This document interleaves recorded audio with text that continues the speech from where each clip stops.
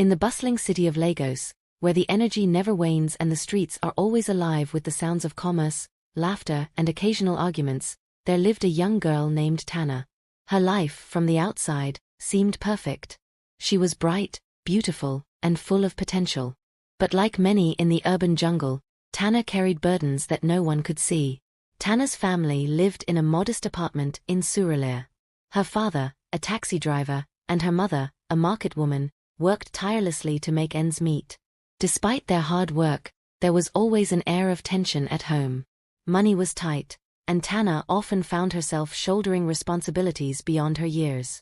At school, she excelled academically, but the pressure to maintain her grades while managing her household chores left her feeling isolated and overwhelmed. In her diary, Tana wrote about her feelings of loneliness and inadequacy. She described the weight of expectations from her parents, teachers, and even her friends. She felt like she was drowning, with no one to turn to. The diary became her only confidant, the silent witness to her growing despair. One fateful day, after another argument at home about her slipping grades and lack of interest in household chores, Tana reached her breaking point. She felt suffocated by the unending cycle of demands and criticisms. With tears streaming down her face, she made a decision that she thought would end her pain forever. Tana went to the market and bought a bottle of a poison known for its lethal potency. She wrote a note, carefully folding it and placing it on her bed. Then, she swallowed the poison, hoping to find the peace that had eluded her for so long.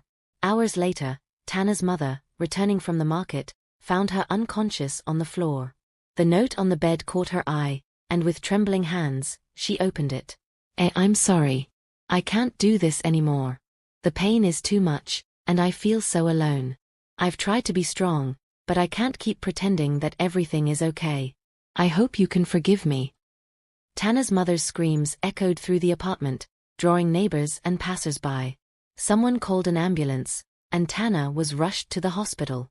As she lay in a coma, her note became the focal point of a conversation about the pressures faced by young people and the hidden struggles that many endure in silence.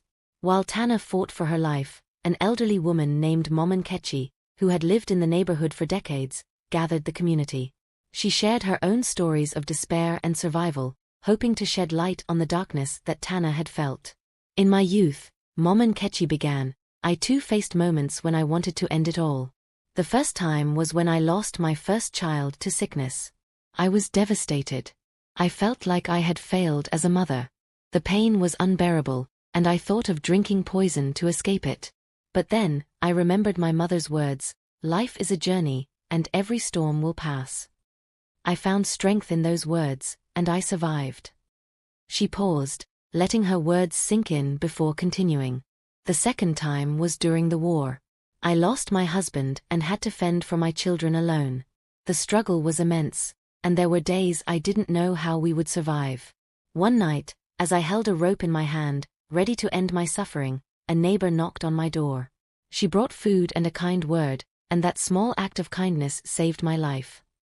Momonkechi looked around at the gathered faces, young and old. We must learn to look out for one another, to speak kindness and offer help.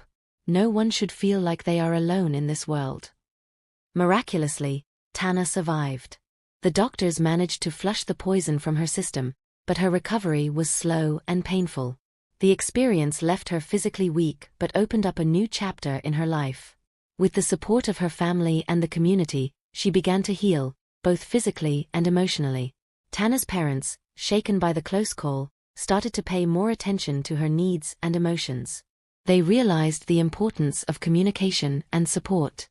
They sought counseling, not just for Tana but for the entire family, learning how to better manage their stress and expectations. As Tana recovered, she began attending therapy sessions where she learned about emotional and social intelligence. She discovered ways to manage her stress and emotions, and how to build a support network around her. Through group therapy, she met other young people who had faced similar struggles, and together, they found strength in their shared experiences. Tana's story, shared openly in the community, inspired others to speak up about their own struggles. The neighborhood, once just a collection of individuals, became a supportive community. People started to look out for one another, offering help and a listening ear to those in need. Months later, Tana stood before her community at a gathering organized to raise awareness about mental health. She spoke with a newfound confidence and hope. I stand here today because I found strength in the words and actions of others. Depression is a silent killer, and it's important to talk about our feelings and seek help. We must be kind to one another and remember that no matter how dark it gets, there is always light at the end of the tunnel. The crowd applauded, and Mom and Ketchi, standing in the front row, nodded approvingly.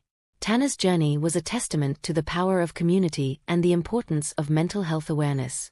Tana's story is a poignant reminder of the struggles many face in silence. It highlights the importance of empathy, support, and open communication. By sharing our stories and looking out for one another, we can create a world where no one feels alone in their darkest moments. Suicide is never the answer, no matter how overwhelming life may seem. Developing emotional and social intelligence, building a support network, and seeking help are crucial steps in overcoming depression and finding hope. Tana's survival and the wisdom of elders like Mom and Ketchi teach us that every storm will pass, and together, we can weather any challenge.